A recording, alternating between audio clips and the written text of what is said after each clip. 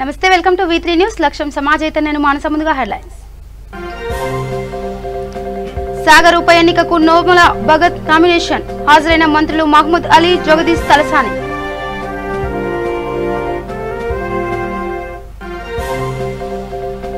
తెలంగాణలో విజృంభిస్తున్న corona virus police కళా బృందం చే కోవిడ్ పై ప్రజలకు అవగాహన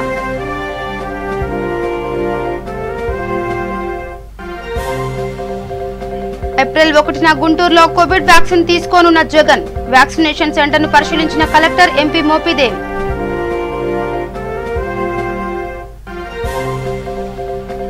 వైసీపీ ఎంపీల వల్ల రాష్ట్రానికి ఉపయోగం ఏంటి హోదాపై వైసీపీ మాట్లాడడం లేదన్న కళా వెంకట్రావు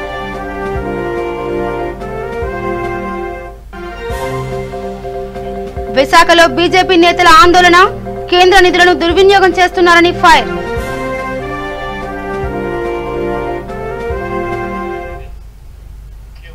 ఇక డీటెయిల్స్ కెళ్తే నాగార్జున సాగర్ ఉప ఎన్నిక నామినేషన్లకు ఈ రోజు చివరి రోజు కావడంతో పలు పార్టీల అభ్యర్థులతో పాటు స్వతంత్రులు నామినేషన్ దాఖలు చేసేందుకు తరలివచ్చారు. నిడమనూరు ఆర్వో కార్యాలయంలో టీఆర్ఎస్ అభ్యర్థి నోముల భగత్ కుమార్ తన నామినేషన్ దాఖలు చేశారు. ఆ సమయంలో ఆయన వెంట తెలంగాణ మంత్రులు మహమూద్ అలీ, జగదీష్ రెడ్డి, తలసాని శ్రీనివాస్ యాదవ్ తో పాటుగా పలువురు టీఆర్ఎస్ ఎమ్మెల్యేలు, నేతలున్నారు. ఇప్పటి వరకు మొత్తం 20 మందికి పైగా నామినేషన్లు వేశారు. రేపు నామినేషన్ల పరిశీలన జరపనున్నారు. నామినేషన్ల ఉపసంహరణకు ఏప్రిల్ 3 వరకు గడువు ఉంది. ఈ ఎన్నిక వచ్చే నెల 15న జరగనున్న విషయం తెలిసిందే.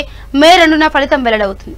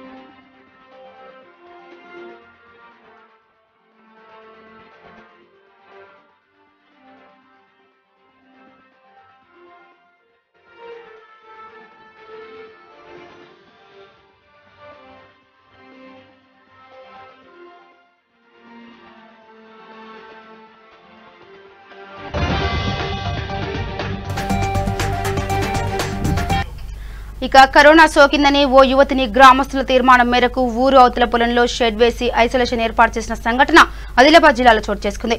ఆదిలాబాద్ జిల్లా ఇంద్రవెల్లి మండలం తేజాపూర్ పంచాయతీ పరిధిలోని సాలెగూడకు చెందిన మడవి సోందేవి గురుకులంలో ఇంటర్ చదువుతూ ఇటీవల కోవిడ్ బారిన పడింది. అయితే దీంతో గ్రామానికి వచ్చిన ఆమెను గ్రామస్తుల ఊళ్ళోకి రానివ్వలేదు. గత్యంతరం లేక ఊరి చివరన తమ పొలంలోనే ఆమె కుటుంబ సభ్యులు ఐసోలేషన్ ఏర్పాటు చేశారు. గ్రామంలోకి బాలికను అనుమతించాలని స్థానిక అధికారులు చెప్పినా కూడా గ్రామ పెద్దలు ఒప్పుకోలేదు.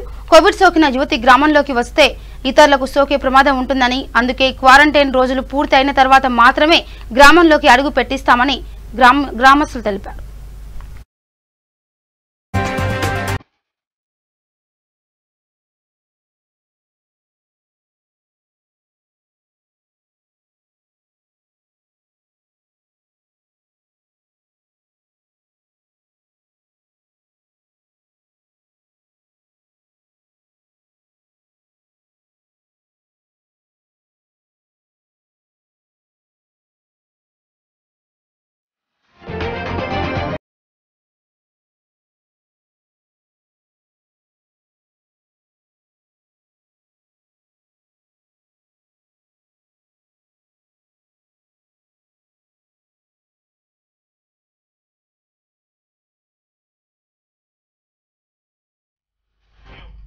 ఇక తెలంగాణ రాష్ట్రంలో మళ్లీ కరోనా విజృంభిస్తున్న నేపథ్యంలో రాచకొండ ట్రాఫిక్ పోలీసులు వినూత్న రీతిలో వాహనదారులకు అవగాహన కార్యక్రమాలు నిర్వహించారు. ఎల్బీనగర్ ట్రాఫిక్ అదనపు ఇన్స్పెక్టర్ నాగమల్లు ఆధ్వర్యంలో పోలీసుల కళా బృందంచే కొత్తపేట చౌరస్తాలో వాహనదారులకు అవగాహన నిర్వహించడం జరిగింది.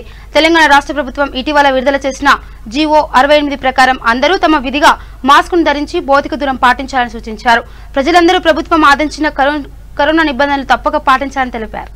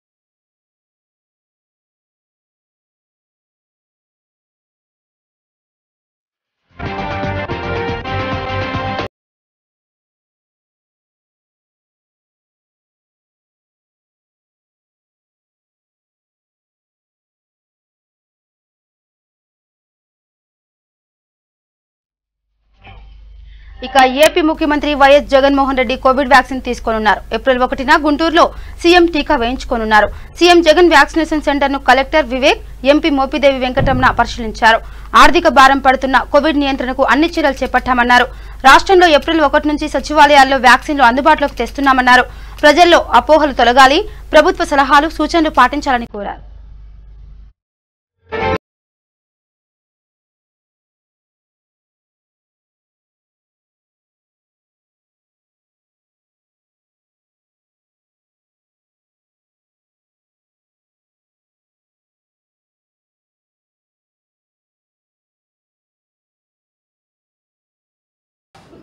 అతలాకుతలం చేస్తూ మానవాళి యొక్క మనుగడకే అప్పుడప్పుడు ఛాలెంజ్ ఇస్తున్నటువంటి ప్రాణాంతకమైన వ్యాధి కోవిడ్. గతంలో ఎన్నో విపత్కర పరిస్థితులు చూసినప్పుడు కూడాను ఇంతటి ప్రమాదకరమైనటువంటి వ్యాధి ప్రపంచానికే ఒక సవాల్ విసిరినటువంటి పరిస్థితులు ఉన్నాయి.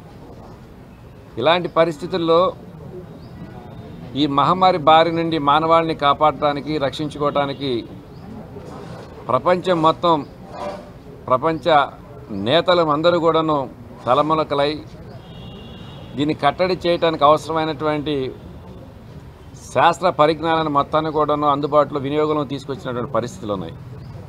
ఇలాంటి పరిస్థితుల్లో భారతదేశంలో, మరి ముఖ్యంగా ఆంధ్ర రాష్ట్రంలో గౌరవ ముఖ్యమంత్రి శ్రీ వైఎస్ జగన్మోహన్ రెడ్డి గారు ఈ కోవిడ్ ప్రారంభ దశ నుంచి కూడాను ఆంధ్ర రాష్ట్ర ప్రజానీకం ఈ కోవిడ్ను బారిన పడకుండా రక్షించుకోవటానికి, ఒకవేళ దానికి ఎఫెక్ట్ అయినటువంటి ప్రజలను సంపూర్ణమైన ఆరోగ్యవంతులుగా కాపాడుకోవటానికి అవసరమైనటువంటి అన్ని రకాలైనటువంటి చర్యలు చేపట్టి భారతదేశంలోనే కోవిడ్ నియంత్రణకు సంబంధించి అగ్రస్థానంలో నిలబడినటువంటి పరిస్థితులు ఉన్నాయి. యుఎన్ఓ లాంటి సంస్థలు కానివ్వండి, ప్రపంచ ఆరోగ్య సంస్థలు కూడాను ఆంధ్ర రాష్ట్ర ముఖ్యమంత్రి శ్రీ వైఎస్ జగన్మోహన్ రెడ్డి గారి కోవిడ్ నివారణకు సంబంధించి తీసుకుంటున్న చర్యలన్నిటిని కూడాను అభినందించినటువంటి పరిస్థితులు. ఒకవైపు ప్రజా సంక్షేమ కార్యక్రమాలు అమలు జరుపుతూ ఎంతటి ఆర్థిక భారం ప్రభుత్వమే పడుతున్నప్పుడు కూడా లెక్క చేయకుండా ఆర్థిక పరిస్థితులు, ఆర్థిక ఇబ్బందులు కన్నగడును ఈ రాష్ట్ర ప్రజానీకాన్ని కాపాడాలనేటువంటి లక్ష్యంతో మన ముఖ్యమంత్రి శ్రీ వైఎస్ జగన్మోహన్ రెడ్డి గారు పరిపాలన కొనసాగిస్తున్న తరుణంలో మరలా సెకండ్ వేవ్ కొంచెం ప్రమాదకరంగా ఉద్భవించినటువంటి పరిస్థితులు ఉన్నాయి. ఇలాంటి పరిస్థితుల్లో ప్రపంచానికే ఈ కోవిడ్ నివారణకు సంబంధించి అవసరమైనటువంటి వ్యాక్సినేషన్ అందించేటటువంటి ఖ్యాతి, కీర్తి మన భారతదేశం నుంచే సప్లై చేయటం, మన భారతదేశానికి ఆ గౌరవం లభించడం అనేటువంటిది ఈ సందర్భంగా అభినందించదగినటువంటి విషయం.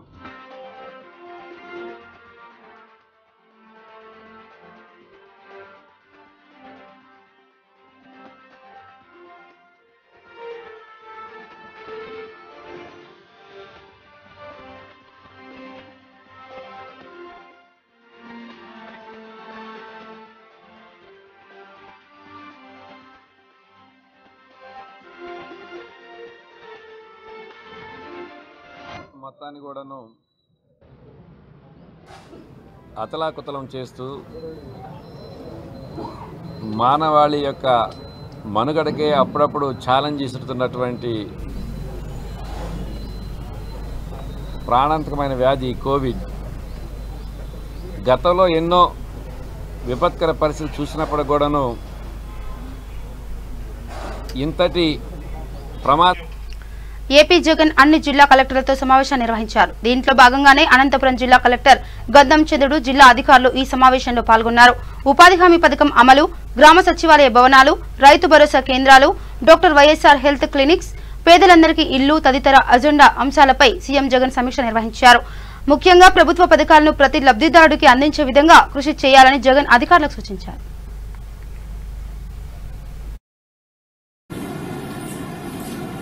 what needs to be done అనేది తర్వాత the new concept of middle income group సంబంధించి టౌన్స్ లో the municipalities law, wherever we have these urban areas, for middle income groups, for middle income group people, within the limits, we are wanting to procure land, and of course doing a better job, and giving them at break-even price. So that affordable ga manam most plots middle income వాళ్ళకు కూడా at the cheapest rates possible, we are going to put them on offers. On the table going forward in the month of May, what is the program with you, so that preparatory works could be taken. The first point in the agenda, NREGS works is completed. This will involve in NREGS execution. Andarki kuda all of you have done phenomenally well. Lagging behind the others, especially on completion. Districts with highest pendency at basement level and ground floor slab level are Krishna items, especially these buildings. Finish them on priority basis. So I go in the motivate so that we retain focus here. This is going to be a very important aspect. We are out of this 30 lakhs or the house sites that are to be distributed. I still have a picture where yet to be distributed. This includes TIDCO housing of 47,000 out of 2,62,000 and odd flats that need to be distributed. So 1,69,000, which includes TIDCO 47,000. So I need the collectors to. గతంలో కేంద్రంపై ప్రత్యేక హోదా విషయంలో ఒత్తిడి తెస్తామని చెప్పిన జగన్ ఇప్పుడు ఎందుకు స్పందించడం లేదని టీడీపీ నేత కళా వెంకట్రావు ప్రశ్నించారు. వైసీపీ ఎంపీల వల్ల రాష్ట్రానికి ఉపయోగం ఏంటని ఆరోపించారు. జగన్ ముఖ్యమంత్రి అవడం కోసం ప్రతిపక్షంలో ఉన్నప్పుడు ప్రత్యేక హోదా అంశాన్ని రాజకీయంగా అన్ని విధాలుగా వాడుకొని సీఎం అయ్యాక హోదాని పూర్తిగా విస్మరించారని చెప్పారు. 25 మంది ఎంపీలను ఇస్తే కేంద్రం మెడలు వంచి హోదా తెస్తామన్న జగన్ ఇవాళ ప్రధాని ముందు కనీసం హోదా గురించి ప్రస్తావించడం లేదని మండిపడ్డారు. ప్రత్యేక హోదా అనేటటువంటి జాడ ఎక్కడా కనిపించడం లేదు. పార్లమెంట్లో అనేకమైన డిబేట్స్ జరిగాయి, రాజ్యసభలో జరిగాయి, లోక్సభలో జరిగాయి. ఏ డిబేట్స్లో కూడా నాకు 25కి 25 మంది ఎంపీలను ఇస్తే ప్రత్యేక హోదాని అదేవిధంగా పరిశ్రమల్ని తీసుకొచ్చి మరి రాష్ట్రాన్ని ఒంగోలు లాంటి పట్టణాన్ని హైదరాబాద్ చేసేస్తామని చెప్పినటువంటి వ్యక్తి ఎలక్షన్స్ ముందు జగన్మోహన్ రెడ్డి గారు. ఒంగోలు హైదరాబాద్ అయిందో హైదరాబాద్ ఒంగోలు అయిందో మనకు తెలియదు, కానీ జగన్మోహన్ రెడ్డి గారు మాత్రం ముఖ్యమంత్రి అయిపోయారు ఈ మాటలు చెప్పడం వలన. ఎంతమందికి ఉద్యోగాలు వచ్చాయండి? ఎన్ని పరిశ్రమలు తీసుకొచ్చారండి? మరి ఆ పరిశ్రమల్లో ఎంతమందికి ఉద్యోగాలు వేయించారు? మరి ఈ రాష్ట్ర అభివృద్ధి కోసం మీరు కేంద్రం నుంచి తీసుకొచ్చినటువంటి ఫండ్స్ ఏంటి? ఇవన్నీ ప్రజలకు చెప్పాల్సినటువంటి అవసరం ఉంది. ఇవన్నీ ఎందుకు మనం ఒకసారి మాట్లాడుకుంటున్నామంటే, తిరుపతి ఎన్నికల్లో మళ్ళీ ఓటు అడుగుతారు వాళ్ళు. 22 మంది ఎంపీలు ఇచ్చున్నారు ఆల్రెడీ ప్రజలు. 6 రాజ్యసభ మెంబర్లు వచ్చారు. టోటల్ 28 మంది ఎంపీలు ఉన్నప్పుడు కూడా మీరు సాధించింది ఏంటి? లోక్సభలో ఏ బిల్లు పైనైనా మాట్లాడారా? మీ నిరసన తెలియజేశారా? ప్రత్యేక హోదా కోసం కానీ ఈ రాష్ట్రానికి రావాల్సినటువంటి మరి విభజన హామీ ప్రకారం రావాల్సినటువంటి 24,000 కోట్లలో మీరు ఎంత తీసుకొచ్చారు ఈ 2 సంవత్సరాల్లో? ప్రజలకు శ్వేతపత్రం విడుదల చేయండి. 24,000 కోట్లలో 22 మంది ఎంపీలను ఇచ్చిన తర్వాత ఇప్పుడు 28 మంది ఎంపీలు ఉన్నాక ఈ 24,000 ఇక పశ్చిమ గోదావరి జిల్లా భీమవరంలో ఉండి సహకార సంఘం జనరల్ బాడీ సమావేశం జరిగింది. ఈ సమావేశంలో ఉండి ప్రాంతం నుంచి రైతులు సహకార సంఘం సభ్యులు పాల్గొని పలు అంశాలను తీర్మానం చేశారు. జిల్లా బడ్జెట్ ఇతర అంశాలపై చర్చించినట్లు కోఆపరేటివ్ సబ్ డివిజన్ ప్రతినిధి నరేంద్ర కుమార్ తెలిపారు. ఈ సమావేశానికి హాజరైన రైతులు పలు అంశాలపై ప్రస్తావించడం జరిగింది. రుణాలు మంజూరుపై నిర్ణయం తీసుకున్నామని కూడా చెప్పారు.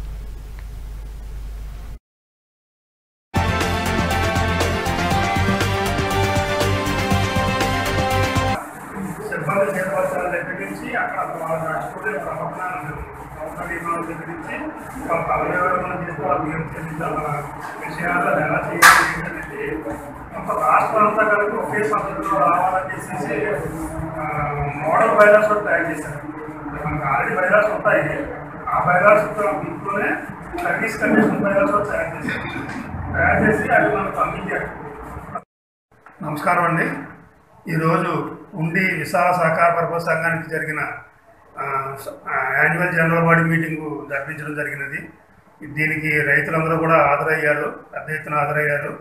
ఈ జనరల్ బాడీలో గత సంవత్సరం నుంచి ఈ రోజు వరకు జరిగిన జమా ఖర్చులు, అలాగే అంచనా బడ్జెట్టు, అలాగే ఇతర కొన్ని ముఖ్యమైన అంశాలన్నీ కూడా రైతులు తీర్మానించడం జరిగింది.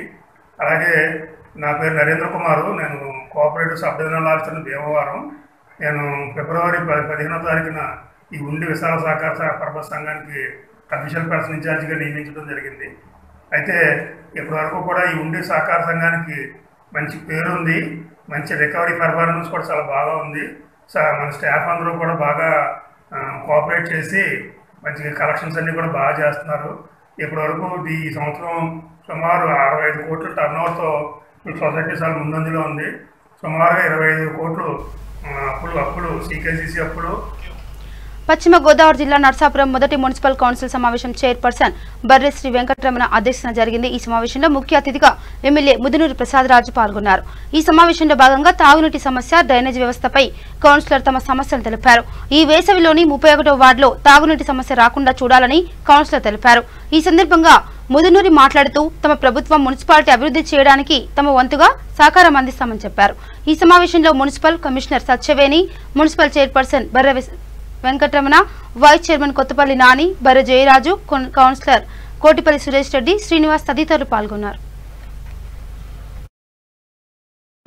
పిల్లల్ని ఫస్ట్ క్లాస్ మండే రమ్మని, ఫస్ట్ సెకండ్ మండే రమ్మంటే థర్డ్ ఫోర్త్ ట్యూస్డే రమ్మని, అలా ఆల్టర్నేటివ్ డేస్. బైక్లు కూడా రిపేర్ చేయించడానికి కూడా మనసు పెట్టి రిపేర్ చేయించుకోకుండా ఫస్ట్ మీటింగ్ లో మీరు ఎలా చేస్తారు? సరే రిపీట్ అవ్వడం చూస్తున్నాను.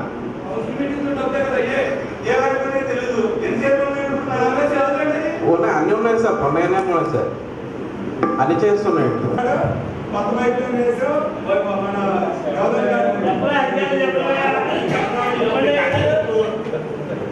వచ్చిందని కూడా రావట్లేదండి. గవర్నమెంట్ అయితే బాగా చేస్తుంది, ఇబ్బంది లేదు. అది బాగా ఇది కాదు, ఏదో ఇక్కడ రావట్లేదు, నీట్ చేస్తుంది, ఇక్కడ ఏదో చేయాలంటే కాదు. గవర్నమెంట్ అయితే బాగా పని చేస్తుంది, వాటర్ అయితే బ్రహ్మాండంగా వస్తుంది. అందులో అయితే ఇబ్బంది లేదు. ఏం లేదు, జమవాళ్ళు సంవత్సరాలు చెప్పుకుంటారు, ఏ ఇబ్బంది లేదు, ఏం బాగుంటుంది. ఈ సమస్య ఎందుకంటే సహజంగా ఫస్ట్ సమావేశం కనుక మనకు ఉన్నటువంటి రెస్పాన్సిబిలిటీ అలా అనిపిస్తుంది, పబ్లిక్ లో ఉన్నటువంటి రెస్పాన్సిబిలిటీ అలా అనిపిస్తుంది. వాస్తవంగా ముందు ఎజెండా కంప్లీట్ చేసుకుంటే మనము ఈ డిస్కషన్స్ అన్ని వాటర్లో, లేదా ఎలక్ట్రికల్లో, లేదా రోడ్స్, ఇవన్నీ జనరల్ ఇష్యూస్ మనం దీంట్లో వెళ్దాం. ముందర ఎజెండా 4 విషయాలు మనం ఫస్ట్ సమావేశం కనుక జనరల్గా ఒక సాంప్రదాయాన్ని మనం అలవాటు చేసుకుంటాం. ఎందుకంటే కౌన్సిల్ ఉందాక జరగడానికి ప్రతి ఇష్యూ కూడా సావకాశంగా అందరూ. ఇక విశాఖలో బీజేపీ నేతలు ధర్నాకు దిగారు. ఎస్సీ కార్పొరేషన్ నిధులను సక్రమంగా లబ్ధిదారులకు అందించాలని కోరుతూ కలెక్టర్ కార్యాలయం వరకు ర్యాలీ చేపట్టారు. బీజేపీ ఎస్సీ మోర్చా ఆధ్వర్యంలో జరిగిన ఈ ధర్నాలో బీజేపీ నేతలు పాల్గొని ఎస్సీ కార్పొరేషన్ నిధులను లబ్ధిదారులకు అందించాలంటూ నినాదాలు చేశారు. ప్రభుత్వం ఎస్సీ కార్పొరేషన్ నిధులను పక్కదారి పట్టిస్తూ ప్రభుత్వ పథకాలకు వినియోగిస్తున్నారని బీజేపీ నేత చక్రవర్తి ఆరోపించారు. కేంద్ర ప్రభుత్వ నిధులను కూడా దుర్వినియోగం చేస్తున్నారని ఆయన మండిపడ్డారు.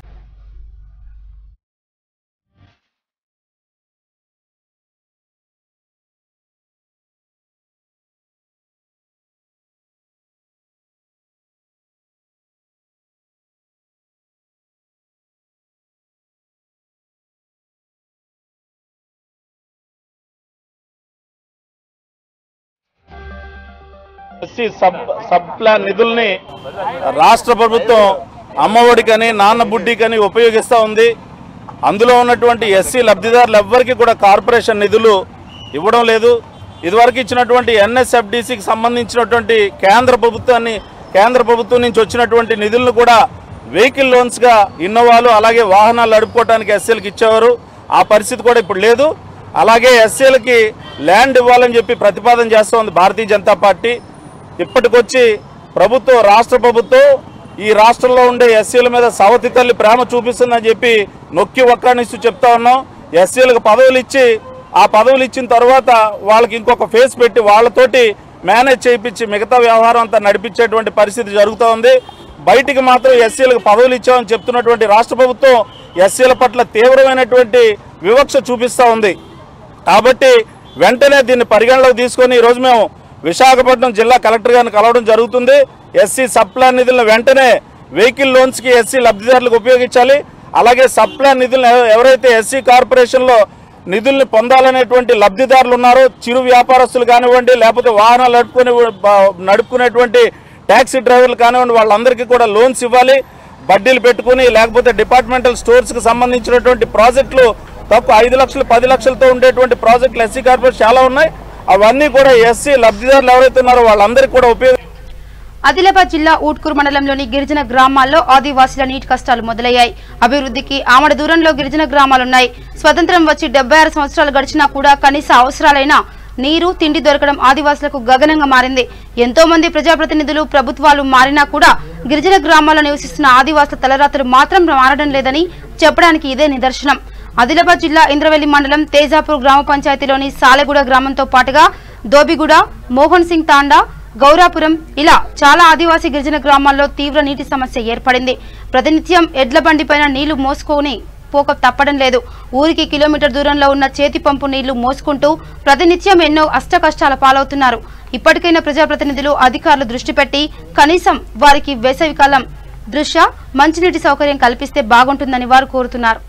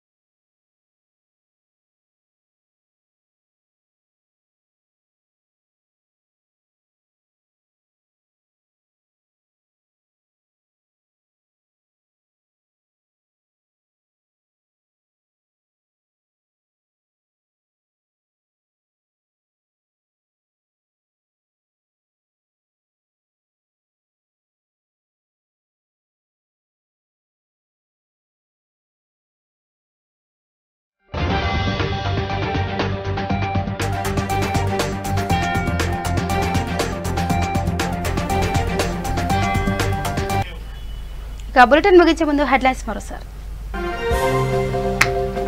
సాగర్ ఉప ఎన్నికకు నోముల భగత్ నామినేషన్. హాజరైన మంత్రులు మహమ్మద్ అలీ, జగదీష్ తలసాని.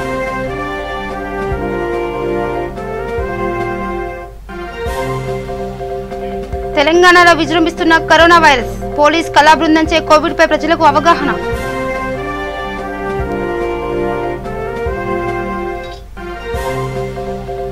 ఏప్రిల్ 1న గుంటూరులో కోవిడ్ వ్యాక్సిన్ తీసుకోనున్న జగన్. వ్యాక్సినేషన్ సెంటర్ ను పరిశీలించిన కలెక్టర్ ఎంపీ మోపిదేవ్. వైసీపీ ఎంపీల వల్ల రాష్ట్రానికి ఉపయోగం ఏంటి? హోదాపై వైసీపీ మాట్లాడడం లేదన్న కళా వెంకట్రావు.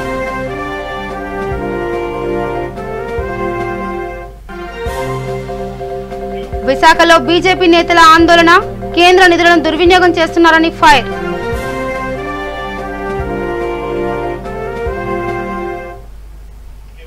ఏవి bulletin updates keep watching V3 news. లక్ష్యం సమాజ్ అయితే నమస్కారం.